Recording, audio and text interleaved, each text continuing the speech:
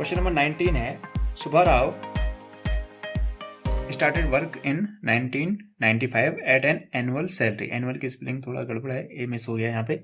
Salary of 5,000 rupees and received an increment of 200 each year. ठीक है, तो वो 1995 में अपनी जो जॉब है वो स्टार्ट करती है। उसको शुरुआत में जो सैलरी मिलती है, एनुअल सैलरी जो है वो एनुअल है 5,000 रुपीज, और साथ ही साथ हर साल उसको कितना इंक्रीमेंट मिलता है, 200 रुपीज।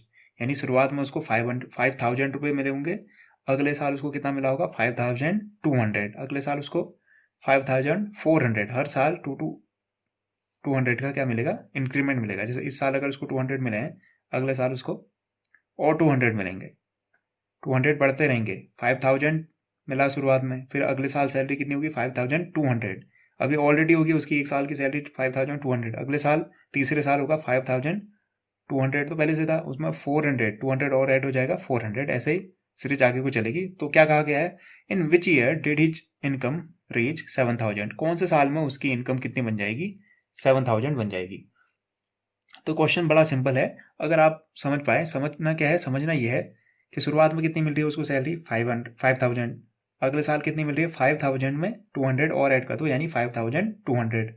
यानी पहला टर्म है 5,000, दूसरा टर्म है 5,200, फिर अगले साल और 200 मिलेगी, यानी 5,400। ऐसे करते करते करते बढ़ते रहेगी, क्या हो जाएगी, 7,000। इसका मतलब इसी सीरीज में एक नंबर क्या होगा, एक नंबर होगा 7,000। तो हमको ये पता करना है ये कौन से नंबर पे है।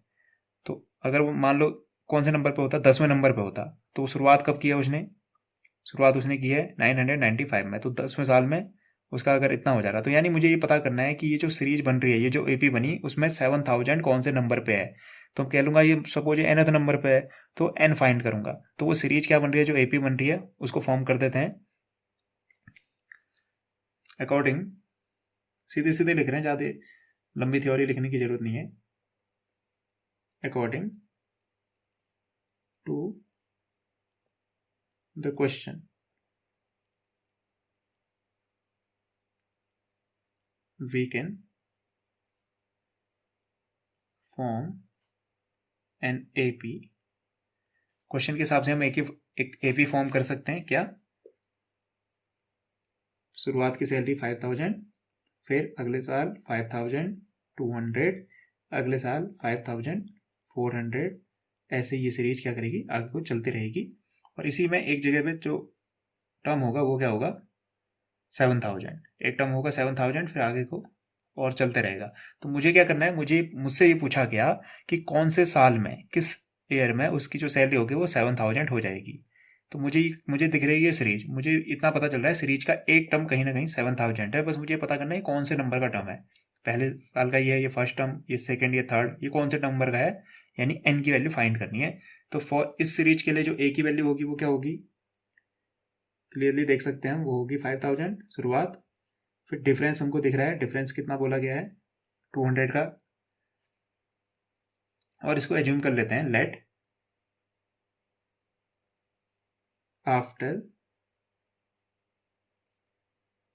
nth ईयर हिज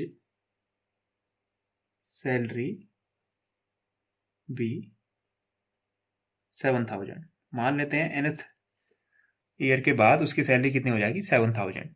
तो इसका मतलब ए एन की वैल्यू, इसका मतलब क्या हुआ, इसका मतलब ये हुआ सीरीज के हिसाब से ए एन इक्वल टू कितना हो गया, 7,000। ए एन को लिखा क्या जाता है by formula,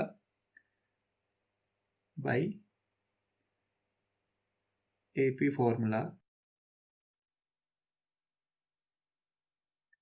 a n equal to होता है a plus n minus 1 into d. A n कितना है, 7,000, क्योंकि nth टर्म अगर ये है तो ये बन जाएगा 7,000। ए कितना है, 5,000, प्लस एन तो हम फाइंड आउट करने की कोशिश कर रहे हैं कि कौन से ईयर में 7,000 सैलरी होती है। कॉमन डिफरेंस हमारा 200 का, तो ये 5,000 इधर आ जाएगा, यानी 7,000 minus 5,000 is equal to n minus 1 into 200। Minus करने पे कितने का अंतर आएगा, 2,000 का। ये बन जाएगा n माइनस 1 इंटू 200। ये 200 यहाँ यहाँ मल्टीप्लाई में तो इधर कहाँ पहुँच जाएगा, डिवाइड में, तो बन जाएगा 2000 divided by 200 is equal to n-1। तो ये बन जाएगा कितना, 10 इज इक्वल टू n-1। तो -1 इधर है, इधर आगे बन जाएगा +1। तो मैं क्या यहाँ से ऐसा लिख सकता हूँ कि n इक्वल टू, ये +1 इधर आ गया तो 10 + 1 11 हो गया, यानी n की जो वैल्यू है वो कितनी आई, 11। यानी 11 साल बाद इसकी जो सैलरी होगी वो कितनी हो जाएगी, 7000। कैसे किया, समझ में आया ना। क्या किया हमने पहले एक एपी फॉर्म की। एपी कैसे फॉर्म हुई, उसने कहा भैया शुरुआत में जो सैलरी थी उसकी वो थी 5000, उससे उसने शुरुआत की और हर साल उसके 200 रुपीज इंक्रीमेंट हुआ।